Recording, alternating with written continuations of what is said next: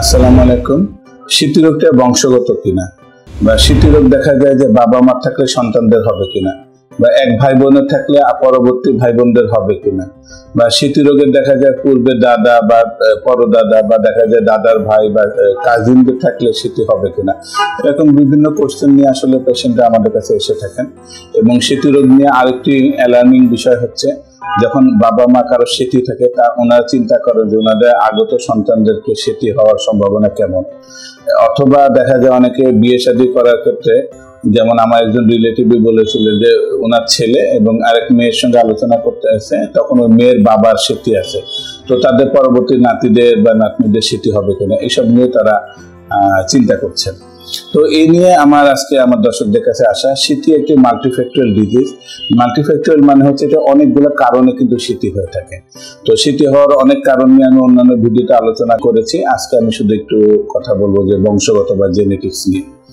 বিভিন্ন গবেষণা থেকে এটা প্রতীয়মান হয়েছে যে স্মৃতি রোগের সঙ্গে বংশগত একটা ভালো সম্পর্ক আছে, তবে পার্সেন্টেজটা যেমন আমরা আমেরিকান একজন ডার্মাটোলজিস্ট উনি বলছেন নট সো হাই।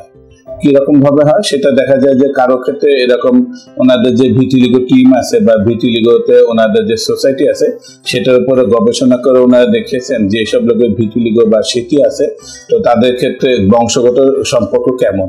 তো উনি বলেছেন যে বিভিন্ন গবেষণাতে বিভিন্ন রকম পাওয়া গিয়েছে, তো সর্বোচ্চ এরকম পাওয়া গিয়েছে 30 থেকে 35%।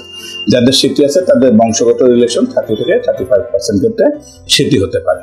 আর এরকম অনেকে যারা চিন্তা করছে যে বাবা মা বা কারোর দিকে বংশগত যদি স্মৃতি থাকে তো এই স্মৃতিটা পরবর্তী জেনারেশনে ট্রান্সমিট হবে কিনা, তো এই ক্ষেত্রে বিভিন্ন গবেষণাতে বিভিন্ন রকম ফলাফল দেখা গিয়েছে। তো নিয়ার অ্যাবাউট 5 to 6% ক্ষেত্রে পরবর্তী জেনারেশনে ট্রান্সমিট হতে পারে। তারপর এটা যে কার ক্ষেত্রে ট্রান্সমিশন হবে কার ক্ষেত্রে হবে না এটা অনলি একমাত্র আল্লাহ তাআলাই জানেন। তো এই জন্য আমরা অনেকে যেমন বাবা মারা সন্তানদের স্মৃতি হবে কিনা এটা নিয়ে খুব বেশি অরিক থাকেন, বা সন্তানরা পৃথিবীতে জন্মগ্রহণ করেছেন স্মৃতি নাই তো তাদের পরবর্তীতে ডেভেলপ করবেন কিনা এইসব নিয়ে ফ্যামিলিতে খুব আলোচনা চলে।